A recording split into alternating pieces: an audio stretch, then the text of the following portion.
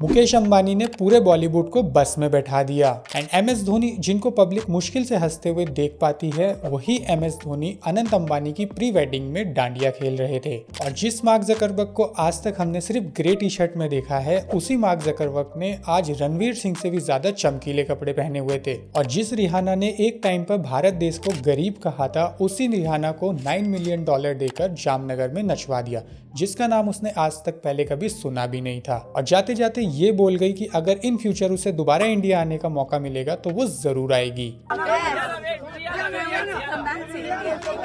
और एक टाइम पर SRK ने ये कहा था, क्या तीनों आमिर खान, सलमान खान, शाहरुख खान कभी तीनों एक फिल्म में देखे जा सकते हैं? कभी तो कैसी फिल्म आप अफोर्ड कर सको तो ऑफर कर दो बेटा, चड्डी बनियान बिक जाएगी, तीनों को साइन कर। और अंबानी ने तीनों खान्स को एक साथ एक ही स्टेज पर नचवा दिया।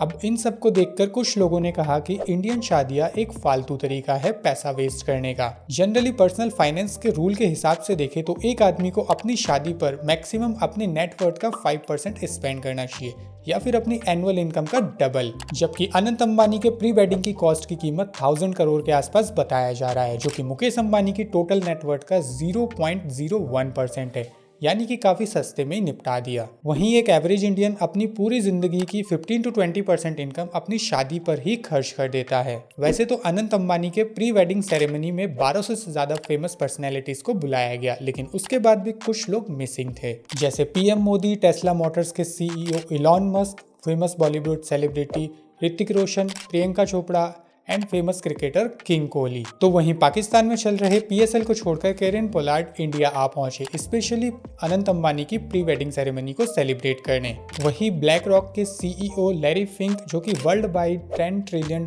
के एसेट्स को मैनेज करते हैं, उनको ज्यादा कवरेज देखने को नहीं मिली। अब आज के टाइम में अनंत अंबानी की तरह हर कपल अपनी प्री और पोस्ट वेडिंग पे ज्यादा फोकस करते हैं। जहां कपल एक एजेंसी को हायर करता है जो कि 20,000 से 2 लाख रुपए चार्ज करते हैं सिर्फ रील्स एंड फोटोज क्लिक करने के लिए, ताकि उनको बाद में इंस्टाग्राम पर पोस्ट किया जा सके। और जो लोग इन एजेंसीज को अफोर्ड नहीं कर सकते, तो वो लोग खुद ही क्लिक करके इंस्टाग्राम पर अपलोड कर देते हैं। अब एक इंडियन अपनी शादी पर 15 से 25 लाख खर्च कर देता है, आखिर ऐसा क्यों? एंड क्यों कुछ इंडियंस को लोन लेकर शादी करनी पड़ती है, और इतना खर्च करने से उन्हें कोई प्रॉब्लम भी नहीं है? तो इसके पीछे का कारण है सोशल स्टेटस। अब इंडिया में 99% लोगों की शादियां सिर्फ एक ही बार होती है, तो वो लोग इसको काफी यादगार बनाना चाहते हैं। एंड कुछ लोग शादी को एक जरिया मानते हैं, ये दिखाने का कि समाज में हमारा क्या स्टेटस है। जितना ज्यादा पैसा खर्च किया जाएगा, उतना ही ऊंचा हमारा सोशल स्टेटस दिखेगा। अब इसी सोशल स्टेटस को और ऊंचा करने के लिए कुछ लोग क्रूज पर शादी करने लगे, तो वहीं एक स्टेप आगे जाकर एक कपल ने उड़ते प्लेन में शादी की। Up in the flight. Thanks to JetX, thanks to everybody. Record नहीं करेंगे और किसी भी सोशल मीडिया पर उसे शेयर नहीं करेंगे।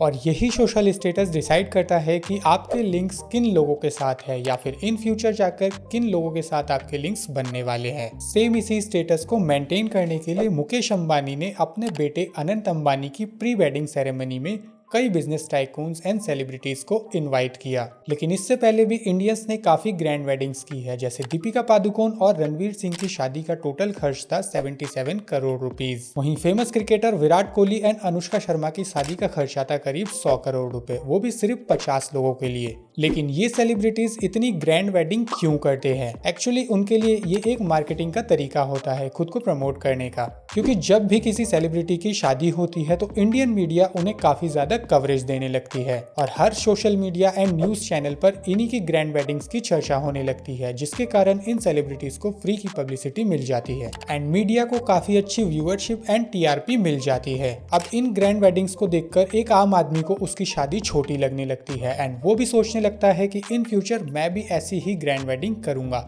एंड ना चाहते हुए भी वो इस ग्रैंड वेडिंग के ट्रैप में फंस जाता है। पहले लोग शादियां हॉल्स में करते थे, फिर धीरे धीरे लोगों ने 3 स्टार और 5 स्टार होटल में शादी करना शुरू किया।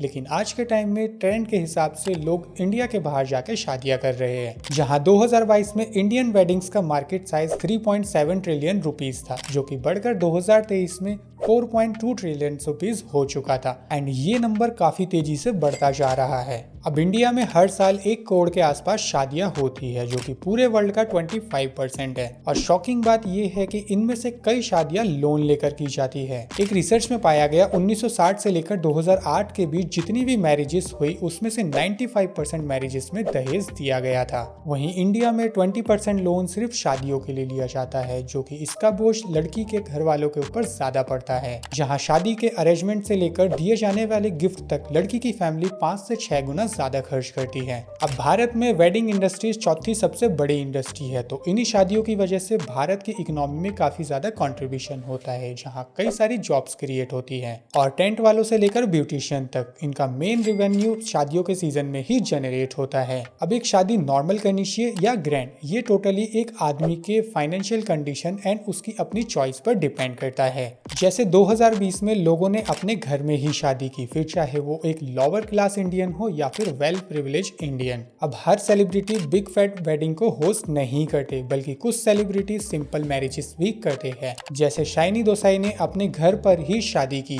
वहीं यामी गौतम ने अपनी शादी हिमाचल प्रदेश के हिल्स में किया, वो भी 20 लोगों की प्रेजेंस में। अब मेरे हिसाब से किसी को भी अपनी क्षमता से बाहर जाकर या लोन लेकर शादी नहीं करना चाहिए। बाकी रशियन लड़कियां इंडियन लड़कों से शादी क्यों कर रही है, उसका रीजन जानने के लिए राइट वाली वीडियो जरूर देखना।